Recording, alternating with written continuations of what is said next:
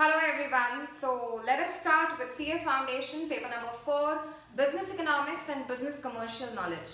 ये paper 100 marks का है. It's an objective paper जिसमें 60 मार्क्स का weightage is of Business Economics and 40 marks का weightage is of Business Commercial Knowledge. Business Economics जो subject है that is somewhere related to your Microeconomics.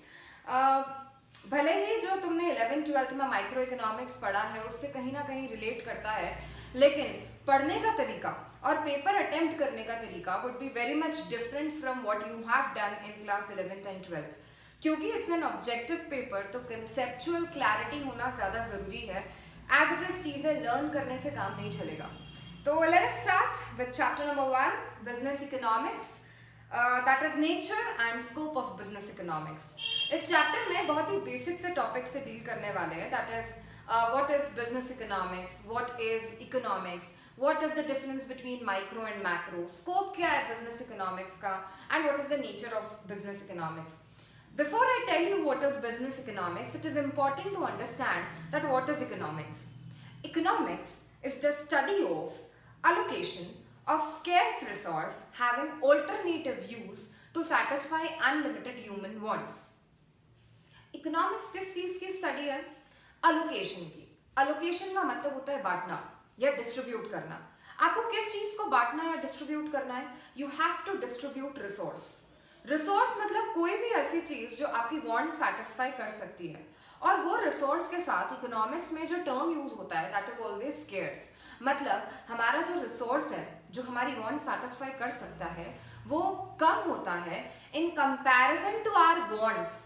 हमारी wants जो होती हैं दैट आर ऑलवेज अनलिमिटेड. एक वांट सेटिस्फाई हो भी जाए तो we will reach to another want. We want to chase another want. We need to satisfy the next one. तो अल्टीमेटली इकोनॉमिक्स ये स्टडी करता है कि हम अपने थोड़े से रिसोर्स को कैसे बांट सकते हैं जिससे कि हमारी अनलिमिटेड वांट सेटिस्फाई हो पाए. एक और चीज जो रिसोर्स के साथ जुड़ी है या जो रिसोर्स की प्रॉपर्टी है वो है रिसोर्स के ऑल्टरनेटिव यूज होते हैं. मतलब जो भी हमारा रिसोर्स है हम उसको बहुत सारे तरह से यूज कर सकते हैं. इसको अपन समझते हैं with the help of an example. अगर मेरे पास अभी 100 रुपए हैं तो इस 100 रुपए का मैं बहुत सारा चीज कर सकती हूँ. I can purchase a book, मैं कोई मूवी देख सकती हूँ, मैं पेट्रोल भरवा सकती हूँ, मैं कोई फूड आइटम खरीद सकती हूँ. मतलब ये 100 रुपए मेरा स्केर्स रिसोर्स है.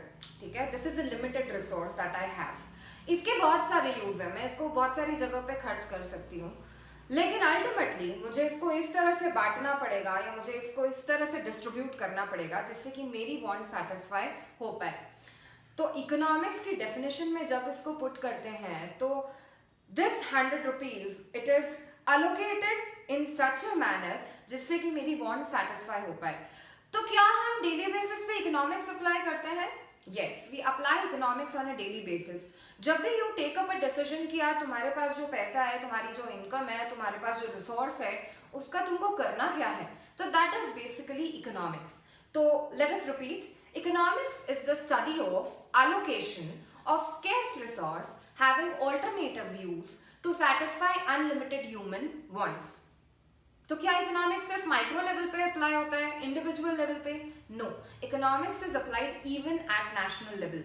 मैक्रो लेवल पे भी इकोनॉमिक्स को पढ़ा जाता है. यानी कि अगर मैं बोलती हूँ कि गवर्नमेंट जब डिसाइड करती है कि उनको अपने रिसोर्स का करना क्या है, जो भी उनका कलेक्शन होता है या जो भी गवर्नमेंट की रिसीट्स होती हैं, गवर्नमेंट बजट जब अनाउंस होता है, जब वो बताते हैं कि वो कितना कितना पैसा कौन कौन सी जगह पे अप्लाई करने वाले हैं, कुछ पैसा रेलवेज में जाएगा, कुछ रोड्स में जाएगा, कुछ हेल्थ में जाएगा, कुछ एजुकेशन में जाएगा. तो even this is the scarce resource जो गवर्नमेंट बांटती है इस तरह से कि लोगों की वांट सेटिस्फाई हो पाए. तो even this is economics. Okay, now एक इंपॉर्टेंट पॉइंट जो एग्जाम पॉइंट ऑफ व्यू से भी इंपॉर्टेंट है. इकोनॉमिक्स एक ग्रीक वर्ड से डिराइव हुआ है, ओइकोनॉमिया. ओइकोनॉमिया का मतलब होता है मैनेजमेंट ऑफ हाउस होल्ड. अब इकोनॉमिक्स शब्द को ऐसे ग्रीक वर्ड से क्यों डिराइव किया गया जिसका मतलब है management of house hold? Economics को ऐसे शब्द से इसलिए डिराइव किया क्योंकि when you see your house, तुम्हारे फैमिली को जब तुम ऑब्जर्व करते हो तो वहां पे फैमिली का income is also limited. That is your scarce resource. इस इनकम के बहुत सारे यूजेस हैं, यानी कि उसको बहुत सारी जगह अप्लाई किया जा सकता है. अल्टीमेटली फैमिली मेंबर्स मिलकर डिसाइड करते हैं कि उनको कितना पैसा कहाँ पे अलोकेट करना है या लगाना है जिससे कि सबकी वांट सेटिस्फाई हो सके। तो इवन in a house या in a family economics is applied.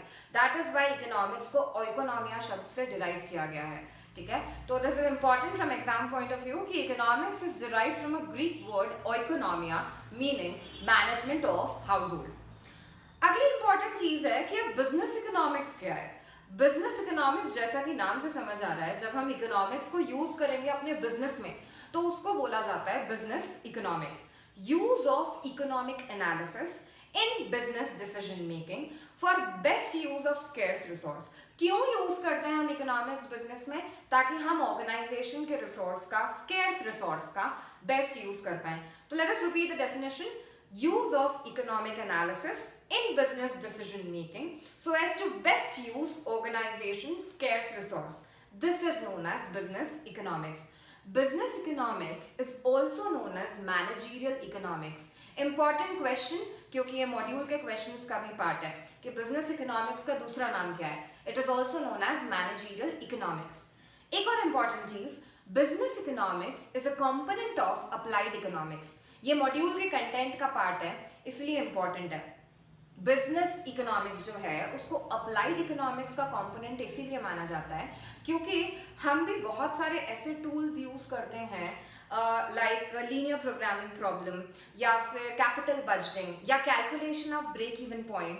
ये सारे टूल्स बिजनेस में यूज किए जाते हैं to take up decisions. We apply these tools of economics in business decisions. That is why it is treated as a part of applied economics. Important question from exam point of view again. Business economics का दूसरा नाम managerial economics है और business economics is a component of applied economics. Coming on to the next thing, that is microeconomics and macroeconomics क्या होता है? Economics दो parts में divide होता है, microeconomics and macroeconomics. Micro economics जो है वो एक ग्रीक वर्ड से डिराइव होता है, दैट इज माइक्रोस, जिसका मतलब है स्मॉल। और मैक्रो इकोनॉमिक्स जो है वो एक ग्रीक वर्ड से डिराइव होता है, मैक्रोस मीनिंग लार्ज, जैसा कि उनके नाम से समझ आ रहा है। माइक्रो मतलब कोई छोटी चीज की बात हो रही है तो इसीलिए उसको डिफाइन किया जाता है। Micro economics is the study of individual economic units, whereas macro को डिफाइन किया जाता है as it is the study of economy as a whole. पूरी इकोनॉमी के लेवल पे जब चीजों को पढ़ा जाता है तो उसको मैक्रो इकोनॉमिक्स बोलते हैं। जब हम माइक्रो पढ़ते हैं तो हम मानते हैं कि मैक्रो की चीजें कांस्टेंट है, और जब हम मैक्रो पढ़ते हैं तो हम मानते हैं कि माइक्रो की चीजें कांस्टेंट है। क्या रियल लाइफ में ये एक्चुअली कांस्टेंट रहती है? No, it doesn't remain constant. Real life में ऐसा नहीं होता है कि जब हम माइक्रो इकोनॉमिक्स पढ़ रहे हैं तो भाई मैक्रो लेवल की चीजें सब कांस्टेंट रहेंगी। No, it does not happen. इसलिए हमको ये अज्यूम करना पड़ता है कि जब हम एक टाइप ऑफ इकोनॉमिक्स पढ़ रहे हैं तो हम दूसरे को कांस्टेंट मान लेते हैं क्योंकि हमको लॉ डिराइव करना है, और जब भी हमको इकोनॉमिक्स में लॉ डिराइव करने होते हैं तो हमको बाकी सब चीज़ों को कांस्टेंट रखना पड़ता है, तभी जाके we can derive a law. Later on जब हम कोई भी लॉ पढ़ेंगे तो वील कम टू नो कि कितने सारे अजम्पशंस होते हैं बिसाइड्स अ लॉ। कोई भी लॉ अपन पढ़ते हैं या डिराइव करते हैं तो उसके पीछे बहुत सारे अजम्पशंस होते हैं। So that is why when we study micro, we assume macro constant, and when we study macro, we assume micro to be constant. Very important question from exam point of view. Microeconomics का दूसरा नाम है price theory, और macroeconomics का दूसरा नाम है theory of income and employment. Price theory वाला question exam में आ चुका है, so this becomes very important. Price theory किसका दूसरा नाम है? तो answer would be microeconomics. Okay, तो let us repeat again. Micro economics का दूसरा नाम है price theory and macro economics का दूसरा नाम है theory of income and employment. Micro economic analysis को पार्शियल इक्विलिब्रियम भी बोला जाता है और मैक्रो इकोनॉमिक एनालिसिस को जनरल इक्विलिब्रियम भी बोला जाता है। So these are the points of difference between microeconomics and macroeconomics. I'll give you some example. अगर मैं बोलती हूँ मैं एक इंडिविजुअल की डिमांड को स्टडी कर रही हूँ या एक फर्म के सप्लाई को स्टडी कर रही हूँ, एक इंडस्ट्री के प्रॉफिटेबिलिटी को स्टडी कर रही हूँ, ये सारी चीज़ें माइक्रो इकोनॉमिक्स का पार्ट होती है। और वहीं अगर मैं बोलूँ कि if I am studying national income क्या है, एग्रीगेट डिमांड क्या है, एग्रीगेट सप्लाई क्या है, ये सारी चीज़ें are part of macro economics. Study of firm मतलब एक इंडिविजुअल यूनिट की study. If I say you Tata steel, this is a firm, okay, इसका study is micro economics. Study of industry, industry का मतलब ग्रुप ऑफ फर्म्स जो एक ही तरह का बिजनेस कर रही हैं. जैसे Tata steel is a part of steel industry. तो जब हम स्टील इंडस्ट्री की लोकेशन, उसकी प्रॉफिटेबिलिटी स्टडी करते हैं तो कहीं ना कहीं again it is a part of micro economics. लेकिन yes, when we study about entire sector या फिर एंटायर इकोनॉमी, तो it will be regarded as a part of macro economics. तो let us brief up again micro and macro का difference. Micro economics मतलब individual economic units की study. Macro economics मतलब study of economy as a whole. Micro is derived from a Greek word micros meaning small and macro is derived from a Greek word macros meaning large. जब हम micro पढ़ते हैं तो हम assume करते हैं कि macro is constant and when we study macro we assume micro to be constant. Micro economics का दूसरा नाम है price theory. Very important question. Macro economics का दूसरा नाम है theory of income and employment. Micro economic analysis को partial equilibrium भी बोला जाता है और मैक्रो इकोनॉमिक एनालिसिस को जनरल इक्विलिब्रियम भी बोला जाता है.